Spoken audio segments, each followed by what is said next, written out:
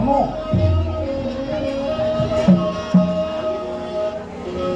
pundi to kang cinarita ing jagating pewayangan ngerti punika ingkang winastan ing padukuhan Karang Kadempel uga sinebut Karang Tumaritis ya ing aran Klampis Ireng dasar pantang miring winangun padukuhan wijang gumelaring pasabinan dalah pategalan senadyan amung parigaga suka ngandhi budha ngasaknya rada menter pandene ringgal hasri kang sarwanyeng semaken desa ngadesa taksih kinemulani jeneng Karangitri kawis para pandhet demo semanding ambil ginjang dadyah bisa ngambon sangbon gedang raja sadepo-depo balasan pelem golek pelem gadungan pas musikan nggih kowedhe nemen saben wisma sinartan kandhanging raja kaya nanging datan tirel kasara saling sarira sintut ingkang mapan wonten ing pendopo Karang Kembulutan tengok-tengok kaya gumuk yang dipunika ingkang winastan Kyai Lurah Badranaya ya Kyai Lurah Semar Rinten baru tansah jenaketaken kaliyan ingkang putra Wiga Kyai Lurah Garing Petruk Semawana Bagong rasing penggalih Kyai Badranaya rumaos bingung tinggal saking sampun wonten pinten-pinten hari Karang Kembulutan kerawuhan Priyayagung nenggih putra Madukara satriya Pangawati Sang Abimanyu kaget kaos sing mengalir Sang Badranaya mira-mira mangkono alun wijring atur kalamungta dereng karya sing desa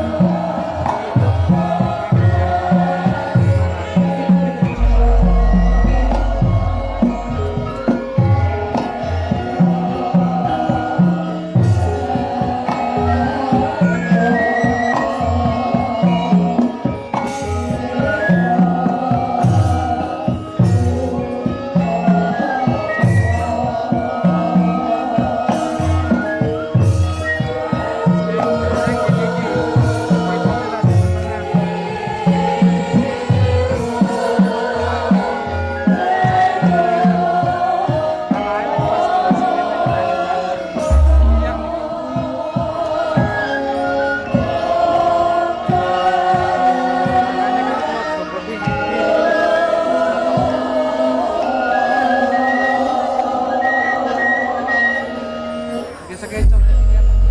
Tasik di masak.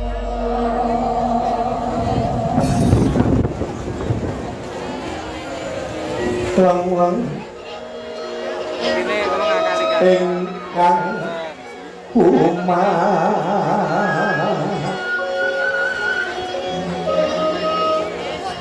sinung pati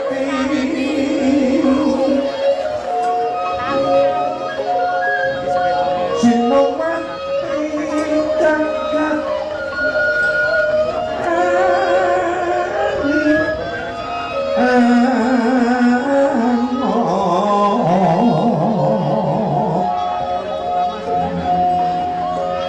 Mbak lumembak ombak ing segara hangok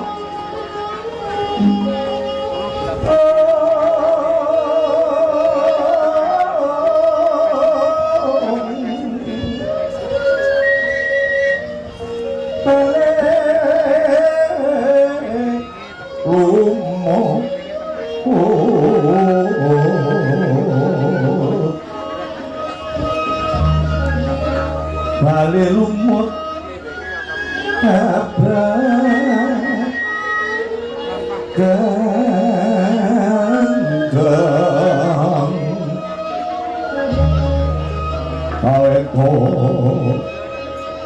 kaweko dentengan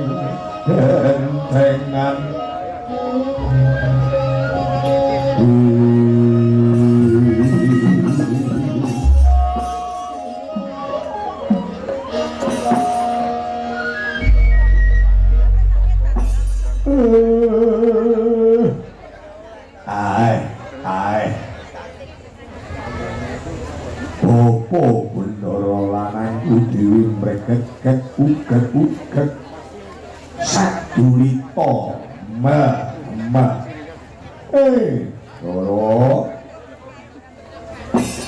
Ndoro kula Abimanyu yen kula gagas yen kula raosaken turta kula itung anggendika mapan wonten griya kula mriki wis meh Dereng mi setunggal wulan sampun meh setunggal tandra anggendika mapan ing mangka jroning dika ndara kula Abimanyu mapan wonten griya kula mriki dereng kepareng angunan dika sababipun menapa turta wonten gegayuhan ingkang pundi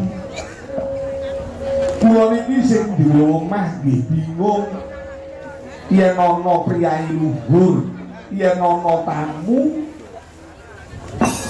ingkang rawuh menika mboten kepareng-pareng dawuh ing atasipun kula menika batur inggih rumaos bingung sabeting manah mila nggih Den dinten kalenggahan punika monggo kula aturi paring dawuh satemene enten wigati napa dika rawuh mriki nyipeng nginep pirang-pirang dina yen kula wonten kaluputan luput kula niku nggen pundi yen kula kleru manggukani mila monggo kula aturi paring dawuh Ndara kula Abimanyu bayangan bayayek angku rembuyung rawe-rawe nirawan korotaru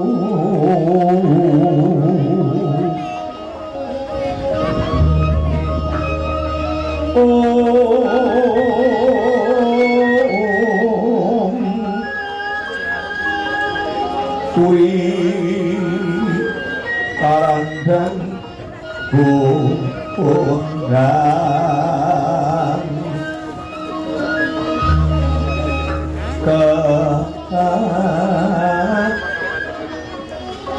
Dondong dendeng sesanti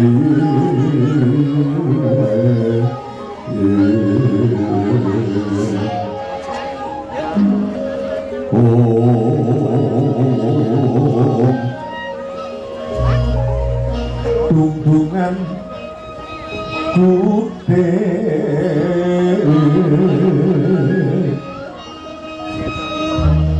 Dungdungan kude Bengok-bengok Mangok-mangok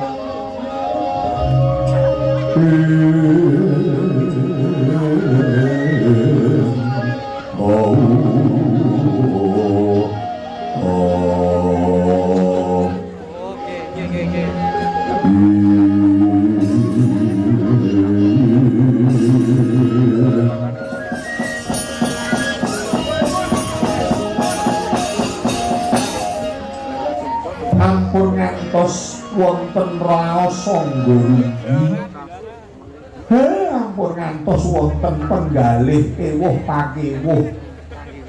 Mila monggo kula aturi paring dawuh para menggah wigatos rembag rawuh muniku menapa. Den Kuwo Semar sing gedhe pangapurane yen panggone ingsun prateng ana ing karang pembulutan kene ndadekake goreh rumahing penggalih tumrap kaki Badranaya. Ingsun uga ngrumangsani yen nandhang kalumputan Yai nggone ingsun mapan ana ing karang pembulutan kene wis ana pirang-pirang dina nanging durung wae ndak ungkapake apa to kang dadi sejatine gegayuhan ingsun mapan ana ing karang pembulutan kene Kuwo Semar.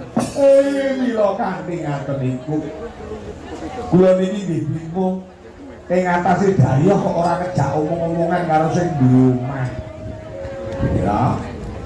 Mila kanthi mekaten nggo sakniki mang angonan dika mangan dika munggo wigatine Ndara Bimanyu rawuh mriki napa Yai sapa wonge sing ora susah sapa wonge sing ora nandhang prihatin merga saka dina kalungguhan iki Bloko Suta para punden Pandhawa lagi prihatin sabab saka tinilar murka dening Kanjeng Rama Pangeran Arjuna. Rama Janaka ninggalake kasatriyan ing mangka tanpa pamit tanpa pariwara kaliyan sapa wae kalebu para punden Pandhawa lan Kanjeng Ibu Subadra. Semar tindake Kanjeng Rama murca saka kasatriyan kang tanpa dingerteni marang para punden kuwi ndadekake prihatining panggalih mula ingsun kang minangka dadi putra tumrap Kanjeng Rama Arjuna bebasan nginjek tanpa suca sapa to sing bisa ngerteni tindake Kanjeng Rama utawa murcane Rama Arjuna kuwi menanti mula saka kuwi Semar praptane ingsun ana ing karang pembulutan kene sejatine amung bakal ngumadi sisik melik ngumadi sarana supaya Kanjeng Rama Pangeran Arjuna bisa enggal kundur sapa meneh sing ingsun tuju kejaba amung kaki Badranaya kang minangka dadi pamonging para pemunden Pandhawa. Mula Semar ingsun takon kaliyan kaki Semar murcane Rama Arjuna kuwi ana ngendi wa Semar? Kotak utamane kakong Tenyo kertanteng budaya pengenak ing biasing tasih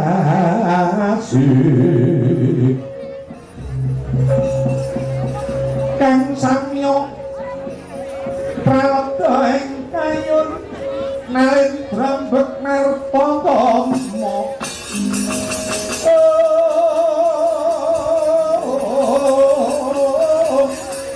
sedulur Sri Palgonati parang gelung prajanira mangkono ta sira Prabu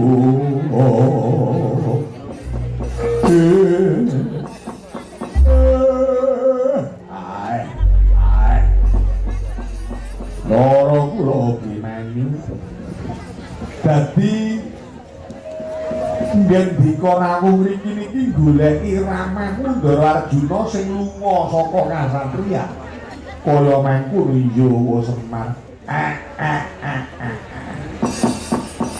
dadi garis gedene panjenenganmu niku pun catan wong tuwa mergo ditinggal lunga kaya mangkono Yawa Semar ampun malih kok dika kula dhewe niki lho nggih kula dhewe niki sakniki nggih bingung mergo bojone kula niku sakniki nggih kesah Yawa Semar nggih ibune bocah-bocah bojo kula niku kesah Betari Kanestren niku dina niki lunga mongko ya kula dhewe niki jane ajenge duwe gawe oh nika lak dereng pirsa to yen Semar dina niki ajenge gadah hajat duwe gawe bakal darbi kegayuan opo turta kagungan kersa apa Semar ora kok duwe gawe sing nika ning oleh kula gadah hajat niku boten wonten sanes dina niki kula niki ajenge mbangun kayangan kaya ngono nggih dadi critane dina kalunggan iki critane lakon lho Semar mbangun kayangan Yawa Semar nggih dadi kula dhewe niki ajenge miwiti mbangun kayangan niku nggih bingung mergo wong mbangun niku kudune lak karo bojo karo sisian lah dina niki bojo kula niku kesah Kanestren niku pun pirang-pirang dina lunga kesah niku nggih boten pomit kalih kula ora pamit kalih kula nggih dados sing kelangan keluarga niku mboten namung dika klebu kula niku nggih kecalan bojo kesah saking griya yen kantenan to Ndara Janaka niku lungane mesti wonten paugeran telu nika Payu Kadubing Rana Wiku Waldaka wanita Binalu Krama patungane Ndara Janaka niku lek lunga mesti tiga niku Payu Kadubing Rana niku wonten pundi panggenan pundi papan enten peperangan Ndara Janaka mesti minangka dadi kembanging pabaratan kembanging peperangan lungane Ndara Margana ingkang angka kalih niku kena diarani Wiku Haldaka Wiku niku Brahmana Pandita ya ulama ingkang mulang-muruk dhateng kesaenan Haldaka niku bebasane parden pertapan teng pundi-pundi nggih wonten pendhita teng pundi-pundi panggenan wonten Brahmana ingkang mulang-muruk dhateng kesaenan Ndara Janaka mesti ngangsu ilmu mudi kawruh patukane niku sing nomor 3 lungane Ndara Janaka niku patukane wanita Binalu Krama nggih wanita wis ngarani wong wadon Binalu niku dikarepake Krama niku rabi wonten pundi nggih pundi panggenan wonten wanita sing sulesta ing warna endah pasuryane Ndara Janaka mesti gayuh dhateng wanita nah niku patukane namamu beda kalih bojone kula sramine niku mboten nate langkah lawang liyane wong manut karo wong lanang mboten enten ning dina niki kok bojo kula niku kesah kula niku nggih herman estu gumut tenan monggo dhisik wa Semar ngandhakake patokan turta paugerane tindake Rama Arjuna telu kuwi mesti minangka dadi paugeran nggih wiwit kuncung nganti gelung Ndara kula Janaka niku yen kesah pathokane nggih telu niku lek boten perang nggih beguru yen boten beguru ngangsung ilmu nggih golek wong wadon sing ditresnani ngono nggih lah yen kok Semar dina iki bakal bangun kayangan apa ana kayangan sing rusak nganti wong Semar melu cawe-cawe bangun kayanganmu mangiriyen sampun klintu ing panampi nggih aja nganti kliru panampa kula jeneng bangun kayangan sing kula bangun niku dudu kayangane para dewa sing teng inggil niku mboten dudu kayangane para dewa sing mapan teng segara niku nggih mboten dudu kayangane dewa sing mapan wonten salebeteng bumi niku nggih mboten ning sing kula bangun niku kayangan kula dhewe ya kayangan kula dhewe pribadi kula dhewe jiwa raga kula dhewe kula niki ngatasé pamong kudu kebak penganti-anti mergo kula niki duwe momongan mula saderenge kula niki momong anak putu kula niki ajenge mbangun jiwa raga kula sing kula bangun niku awak kula niki iso dadi wong tuwa ora wong tuwas brabas kakang nampas niku mboten ning tuwa kang piguna tumrap keluarga mula lek kula mbangun niku ginakaken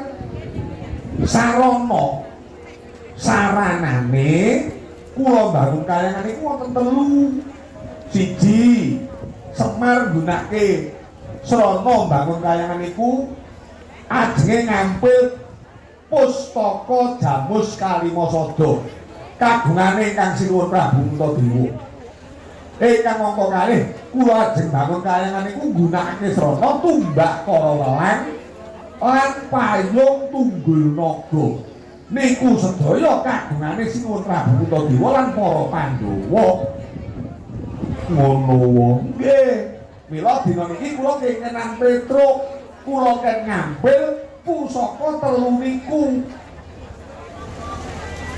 lah pusaka telu niku kula nggih srana bangun kayangan nyapa to Semar kok bangun kayangan gunakake Pustaka Jamus Kalimasada Pustaka Jamus Kalimasada niku kitab suci Wedatama kitab suci niku Wedatama dadi lek kula bangun kayangan jiwa raga kula niki kedah gunakake Wedatama utawa kitab suci sing minangka dadi panutan tumrap gesang kula wong urip niku kedah duwe kapercayan utawa agama lan kapercayaan niku mesti wonten kitab sucinipun mesti wonten Wedatama lah Semar bangun kayangan niku siji kula kudu gunakake kitab suci minangka dadi panuntuning urip kula wong niku tanpa agama lan kapercayaan sing dasare Wedatama utawa kitab suci uripe kedungsang-dungsang mula paugeran kula nggih ngoten niku wau siji kula kudu gunakake kitab suci kula nggih tuntunane urip kula mergo kula percaya yen Gusti iki ana anane ora ana sing anakake manut agama sing kula rasuk niku sing apa siji kang angka kalih kula mbangun kayangan niku nggunakake tumbak para welang tumbak niku lincip pucuke landhep pucuke kula dadi wong tuwa kudu iso cerdas tur landhep pamikirane lek kula momong anak putu kula niku iso bener-bener kula niku dadi dalan kasembagane keluarga kula mboten wonten anangan sunggal menapa mula kudu cerdas kudu lantip panggaitane manah kula ingkang angka 3 lek kula mbangun kayangan niku gunake song-song niku payung jadi payung tunggul naga niku pusaka ampuh ngamarta yen kula pun gunake payung kula dadi pamong niku iso mayungi keluarga kula ora mung tuwane umur ning tuwaning kajiwan Dadi sing diarani wong tuwek niku durung mesti lek umure akeh. Kadang kala enteng lho, ya. Isih durung sepira umure. Ning pun duweni jiwa sepuh. Mergo pikantuk wahyu ning jagat niku nggih wonten. Dadi wong isih bocah umure urung sepira ning wis duweni jiwa kasepuhan niku kathah. Ning kosok baline wonten wis umure akeh tuwek nggih. Ning jiwane niku sik kaya bocah niku ngenten. Ngono wae nggih.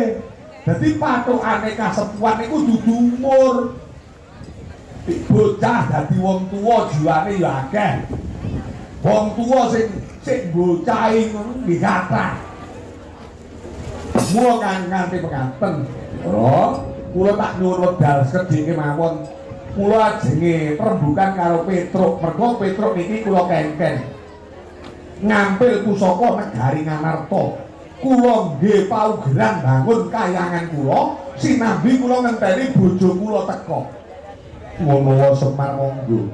Yen kepengin rembugan kalian Petruk kantong bolong. Nggih, matur suwun. Renggong apa wong? Tak. Kowe meneng aja sih. Aku tak rembugan karo Petruk. Truk, apa mau? Rene. Aku pengen selak weruh piye oleh musuhan ning negara Ngamarta. Ngampil pusaka 3 negara Ngamarta, Petruk. Kadangmu padha aran den becik.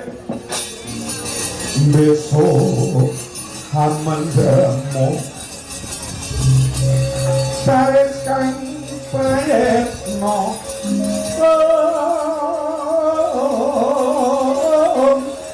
wong ing Dwarawati tinung pesane awak Pandhawa kowe tak jaluk tulung ngampil pusaka Ngamarta sing bakal tak dibangun kayangan kabare piye diparingi apa ora karo Sinuwun Prabu Puntadewa.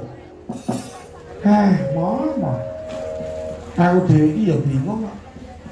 Umpama ngene iki ora tak aturake mengko dikira aku ki bocah sing ora duwe tata krama karo wong tuwa ning yen tak aturake mesti marake ndadekke rasa utawa penggalih sing ora penak. Ora susah dadak dengaling-aling aturno diparingke apa ora. Iki mau aku sowan nang negara Ngamarta mo. Sowan nang ngarsane Sinuwun Prabu Puntadewa. Wis tak aturake apa sing dadi gegayuhane Rama Semar. Olehe bakal ngampil pusaka Ngamarta 3. Pusaka Janus Kaliwasada tumbak karo lan payung tunggul naga.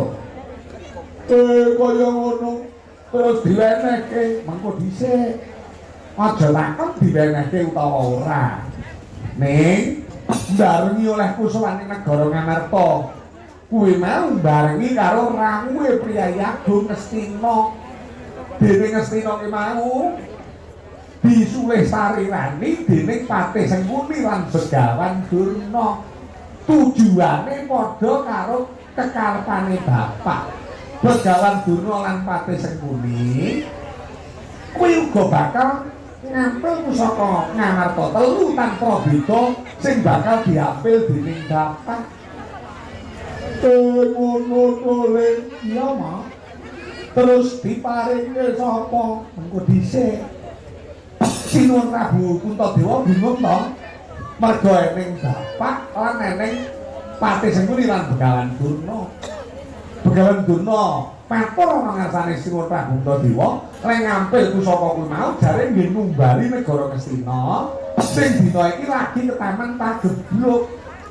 Mula Sinuwun Prabu Puntadewa durung maringi keputusan ya ngumpen jenengane dawuh antarane Bapak Semar lan para Kurawa yen bakal ngampil pusaka negara Ngamarta bakal diparingi ning ana perbeane ana bebanane Semar utawa para Kurawa iso mboyong pusaka negara Ngamarta 3 yen wis bisa mujuti apa sing diarani kembang Sragayama Rama?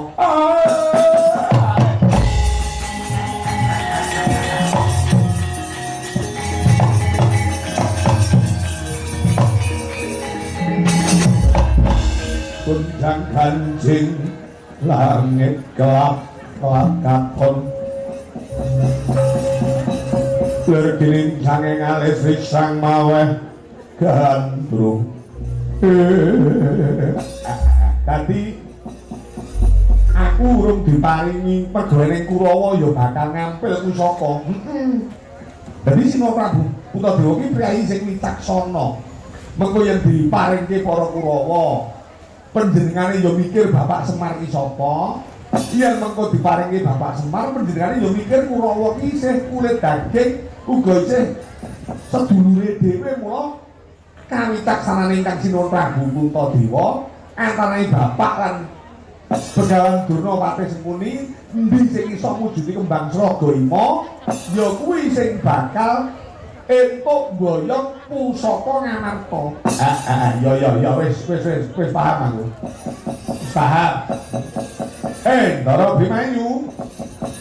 Wa Semar napa? Mboten sisa kula bali mestine lak dika sampun ngerti. Ya ta? Sinuwun Prabu Puntadewa badhe maringaken pusaka kula ampil. Ning kula kudu golek kembang Sragayama. Kaya mengko iya. Lah saiki kula balekke dhateng panjenenganmu. Ingsun kudu kepriye wa Semar? Ngeten nggih. Sampeyan tak pengen panggih kalih bapakmu to. Kalih ramemu Ndara Arjuna to. Iya wa Semar. Lah niki enten dalan. Enten dalan. Saking pamawas kula.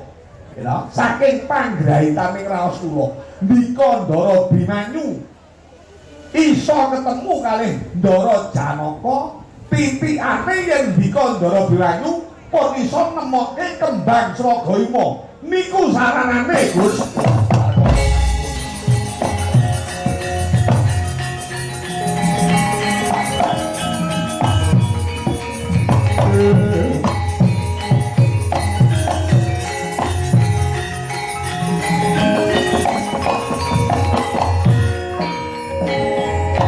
Semar kula Ndara apa sing dadi tandane Wabadranaya tanpa beda dewa kang ijo antang ucape Semar kaanggep ucape turta dawuhe Jawata dadi ingsun bisa ketemu kaliyan Kanjeng Rama Arjuna saranane ingsun kudu bisa weruh ana ngendi panggonane kembang Sragayama. Nggih, niku saking pamawas kula. Yen mengkono besok dadak ngenteni apa dina kalungguhan iki, ingsun bakal mundhut pamit ngopadi kembang Sragayama dadi srana ketemune ingsun kaliyan Kanjeng Rama Arjuna. Ngaten Gus. Iya, wa Semar. Monggo. Ning kula mung titip lho. Lumampah dika kedah ginakaken meninging cipta. Tembung lawas. Aja grusak-grusu, mengko mundhak kesuru. Sing sareh supaya bisa pikoleh. Niku kedah tetep dika ugemi, Gus. Kaya mengko iya Semar. Ingsun budal dina kalungguhan iki. Pandonga pamuji pangestune wong tuwa kaya kaki Semar ingkang tak suwun. Nggih, mugi Gusti tansah mayugi dhateng lampah dika saged manggihaken kembang Sragayama lan Sinu lan Raden Arjuna. Mila kanthi mekaten kula namung nderek dedonga kalisa saged kala lampah Punggala.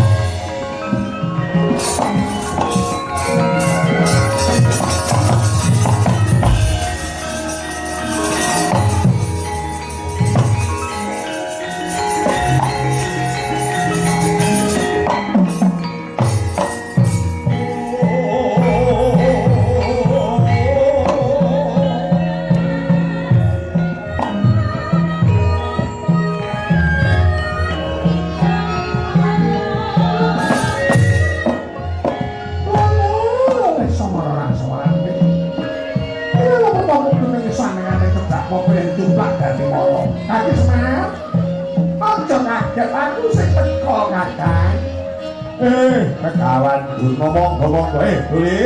Kene modone guriku kene. Ana tamu gareng Petruk Bagong. Ya, Mong. Ya, Mong.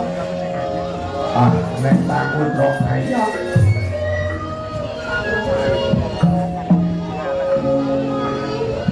Pindah gen ya truk ayo.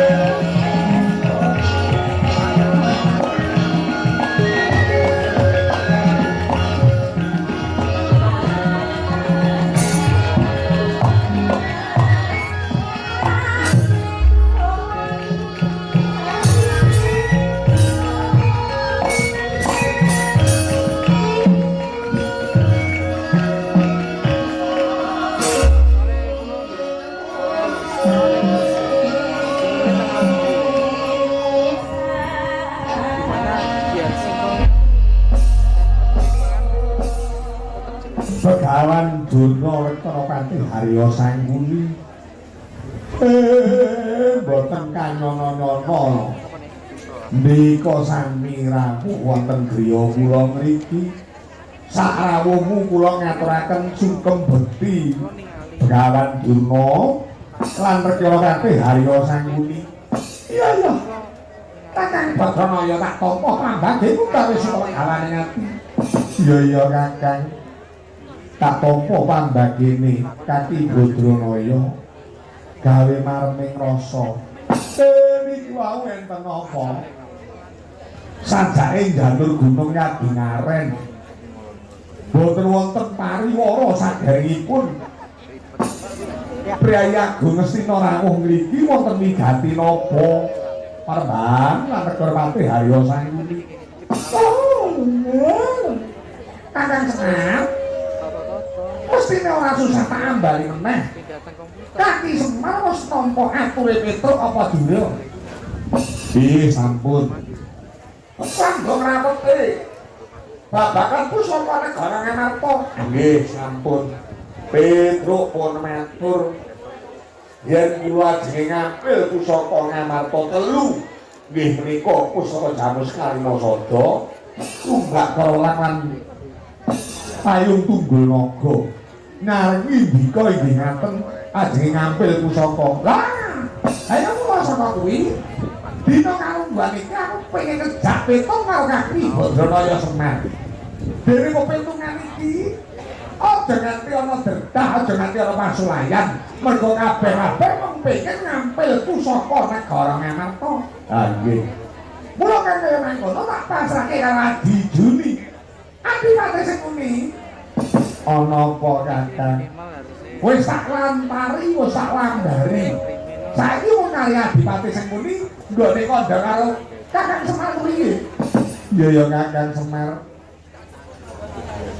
nerusake apa sing di ngendikake dening Kakang Begawan Durna tekaku kene iki ngejak rembugan sing kepenak karo Kakang Semar inggih bab napa Raden Pati katemben lak yo aku ki sowan ana negara Ngamarta ngampil pusaka Ngamarta telu jebul sawise aku metur mring ngarsane Kang Sinuwun Prabu Puntadewa panjenengane uga wis nampa kabar yen Semar bakal mbangun kayangan sing bakal dibangun dening Semar kuwi mbutuhke pusaka telu tanpa beda sing arep tak ampil ha inggih mula ning kene lak aku karo Semar padha-padha arep milih pusaka to ha inggih lah saiki petung Kakang petung apa-apa ki lak kena dipetung to ha nggih ngestokaken nah petungane ngene pusaka kuwi umpamane tak gawa dhisik ngono piye tak gawa dhisik mengko sakwise rampung tak nggih numbali negara Ngastina sing lagi ketaman pagebluk mengko tak aturke bali ana ngarsane Kang Sino Prabu Wertadewa terus genti diambil Kakang Semar ngono piye mengke griye Rekana Pati menika kala wau kula sampun nanti ature Petruk yen to Sinuwun Prabu Wertadewa menika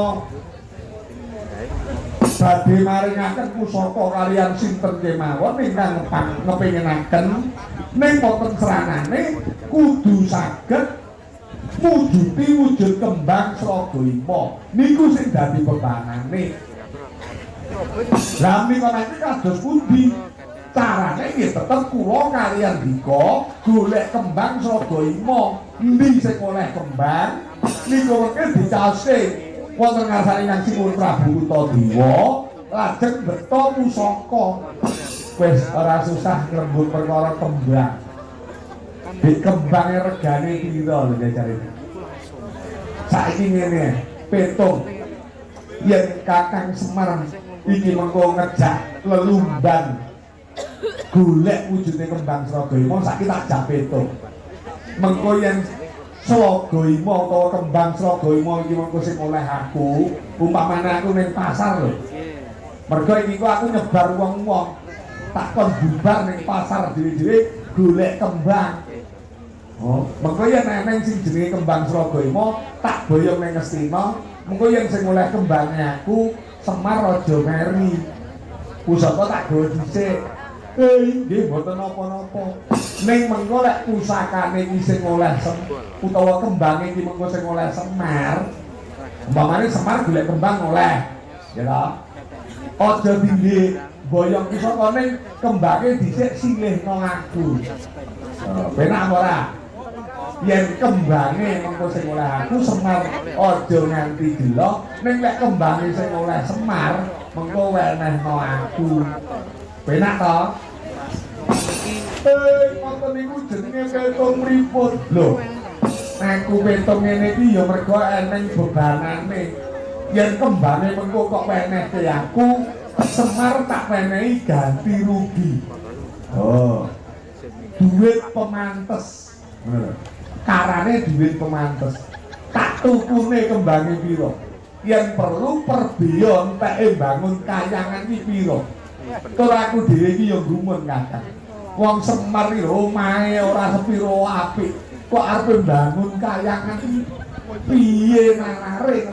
Weh, dan kaya windak nembe ngatas. Ngono lho Kakang. Wong arepe bangun iki ya mbok ndeleng. Sadurunge bangun wong liya. Wong omahe Semar gedhe kaya kena nggih bubutan kucing. Iya. Kok arepe bangun kayangan? Mula ora susah Kakang Semar bangun kayangan. Bangunen omahmu dhewe, bangunen bale wismamu dhewe. Ngeragate tak ragatane saka negara Ngastina. Waton Semar ngurungke gagate lek arepe bangun kayangan. Nek lek Semar ora kena dijak petung, Semar tetep arepe bangun kayangan kanthi dalan ngampil pusaka negara Ngamarta. Musuhi karo wong Ngastina. Mengko yen wong Ngastina mengko murka, Semar aja wedi. Mergo aku iki nggawa perjurit. Yen Semar manut aku tak wenehi bondo donya. Regane Semar pira? Mengko yen Semar ora manut, biuk batang sayuta di bumi angus ana ing karang kembulutan. Weh, iki apa iki? Wah, hebat.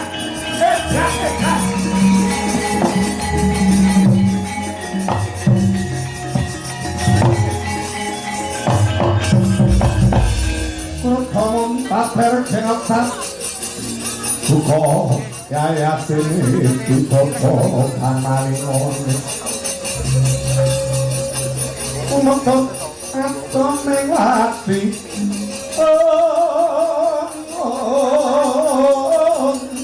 Dan kau tak mudaram serap kan nang odoi kekamang otokro.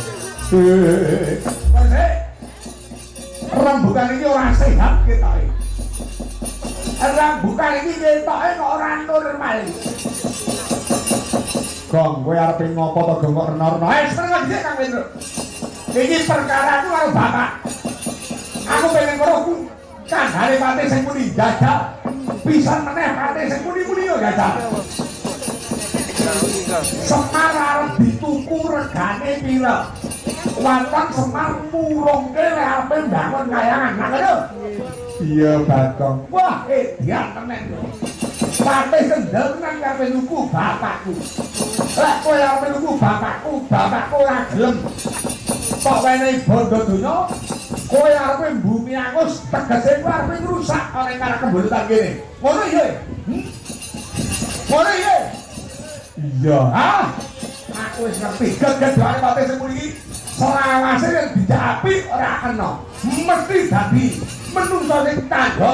Mergo kondang pati sing muni iki pati sing ledek sing julid sing milet. Mentalan ketoke to kemar-kemer ning atine pancen ati. Nanti apa? Ati asu kae. Ora kok dadak tutup-tutupi. Gak kowe aja sembrono wis tenan to. Wong bapak arepe dituku lho. Kowe anake mung meneng gareng anake yo meneng. Kowe iki kok goblok-goblok men. Mbok iso harkan martabate awake dhewe iki dijuwe direndahke karo wong Srina. Lah kok kowe bodho meneng. Kowe iki anak apa-apa? Goblok ora jamak. Wong kaya aku iki kendel. Ono ngene lek wong tuane dhewe elek-elek. Ayo pate semuni. Tetepe aku napa dadi wakile bapak. Aku ora gelem napa bondo donyamu. Yen kowe arep nesu semua. Apa wedi aku karo dapurmu. Oh, pate kerja mesti tak tungkak raimu dadi apa ya? Heh? Ayo, ayo, kowe arep karo Bagong. Kowe iso menang karo Bagong lah sembah dramamu. Lole, ora salah tulak ngatang bisa malu. Ada wong tua ora kajen. Ah, gawe kok diajari lan ora iki ora mergo tuwane. Nek mergo kelakuane. Wong tuwa kelakuane kaya sepuri yo. Sapa sing gelem ngajeni? Hager wong arep dituku, hager wong arep dituku. Piro dhuwit arep nuku bapakku? Dapurmu. Ayo, maneno. Gang, kowe aja manas atiku. Tak gawe panas.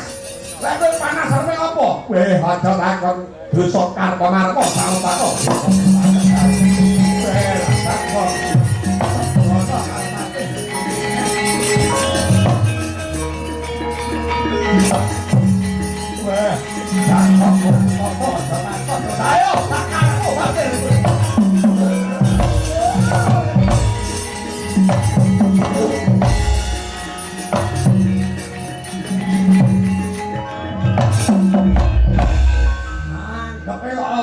Geruang harus dituku. Juga lek bandane oke. Rumang saku kok. Bapak barang yo meneng lho ngono-ngene. Terus aku kudu piye, Gong? Nek atase aku sing duwe omah kok nukari dayah ki apa ana? Sing ora tata ki yo kowe lho, Gong. Ora tatane piye? Kowe wani karo pate sing muni ki apa sok pikir? Wis. Aku mati nglabui Bapak Semar. Ganjaranku akeh munggah swarga. Ngono. Wong iki digoleki aja ning kene tok, ning kanane. Oh, ning kanane. Iya. Ning kono terus besok piye? Wah, itu kok wis dari. Kita loro itu tadi. Kowe aja mikir sing rena-rena, pikiran saiki, lho. Ora usah mikir sing neka-neka, kowe wani karo pati sing muni kena. Ning kowe kudu mikir ning gurune pati sing muni kae sapa? Kae para Kurawa prajurit Ngastina sing ora setibik bolone. Lah ya engko lek pati sing muni kok undhamana. Ya, terus Wadyabala ning Ngastina nesu ngamuk ning karang kembulutan tenan. Kowe wani ijen terus tanding karo wong sak negara. Wani kowe jajal. Oh. Heh? Sopo wani? Iya itu. Pati sing muni kok nesoni to? Iya. Terus kok pati sing muni wadul karo prajurit Ngastina. Ya luwe-luwe para Kurawa. Kowe nandingi wong sak negara wani. Wani ngendang. Aja lingane kok. Yo ora wani. Lah yo ora wani kok muni ngono. Mengko anu ya terus aku engko sajake kalah kowe ewangon ya. Dapurmu. Wonge aja nesu sesangat. Apa wong iki dipikir awake dhewe wong tuwa. Wong tuwa iki beda karo cah nom. Lek bocah nom tumindak dhisik lagi tembe burine mikir. Dadi lek bocah nom iki bedane karo wong tuwa, sing nom iki mesti grudak-gruduk dhisik. Lagi mikir barbarane ning lek wong tuwa sadurunge jumangkah kuwi mikir bener rupute ala becike. Lha kowe munggah ana sengkuni, gek ndak duwe paitan apa-apa. Lah iya lho. Lah iki malah ning omah yo wis rada pegel kok. Lah nyapa pegel ning omah kok gorene. Kowe tukaran karo bojomu ora? Ora. Lah kowe kok pegel ning omah iki? Lah pas darene aku ditagih mekar. Gorene wis pegel aku. Boleh, kono rembugan sing penak. Aja padha dadak, boleh.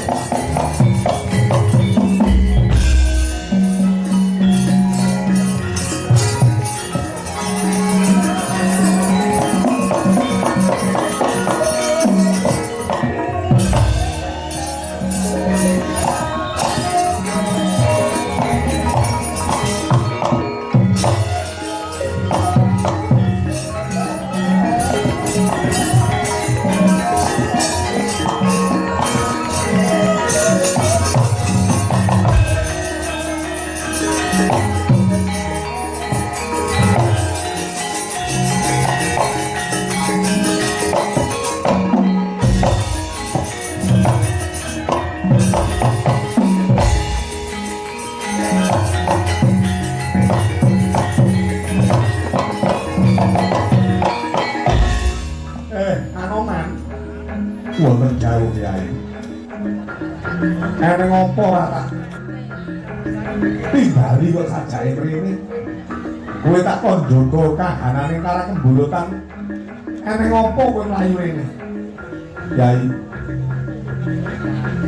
Semunipun para Kurawa nindakaken pakaryan ingkang kirang tayogi. Kula kuwatir sanget menawi kareng kembulutan menika mangke wonten berkah nyawit badhe dipun risak kaliyan Kurawa. Anoman. Yo jaganen dhisik. Jaganen yen Kurawa bakal murka tentremna mentura yen ana kelumputane Semar sak keluarga nyuwun setangan kula. Mekaten Kyai. Kaya mangkono ya Anoman. Yen mekaten kemarin nyuwun pamit. Kula badhe nderek tetemaken swasana Kyai. Ya ya. Ngati-ati yo jangan teri-teri duga-duga dibawa Anoman.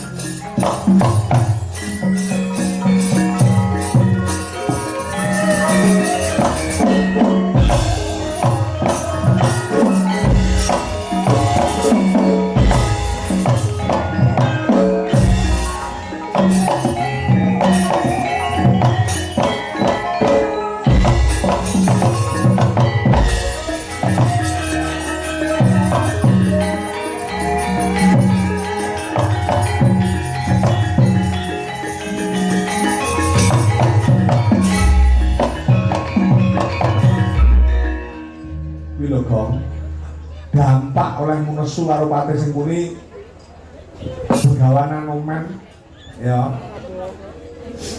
matur karo bapak yen swasana karek kembulutan saking ora kepenak. Kurawa semune pulatane ora kepenak. Kuwi mergo saka olehmu kemlinting ya ngono kuwi. Bene wong pegel. Lah bapak lho, harkat martabate arep diceblokke. Mung arep diregani pira? Gek nyepelekke kayangan ndi sing arep dibangun karo Semar. Omahe dibul-busan kucinge kena. Napa sing ora pegel?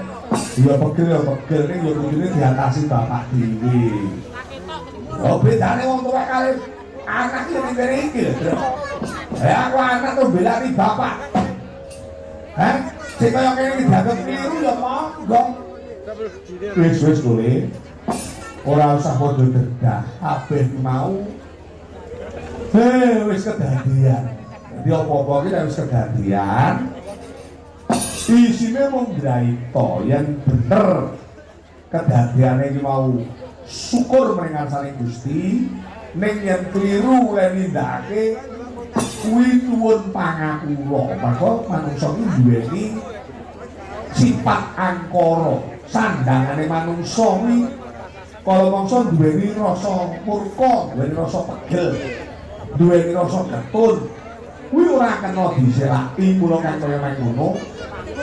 Luwih dhisik rena rasamu aku tak munggah ning sanggar pamujan. Nerusake nggonku semedi sinambi ngenteni baline ibumu. Aku tak nyuwun mring ngarsane Sang Hyang Manon. Nyuwun mring ngarsane Sang Hyang Manon muga kalis ing sambikala. Sawise nyuwun mring ngarsane Sang Hyang Manon iki mengko dadya siyagane.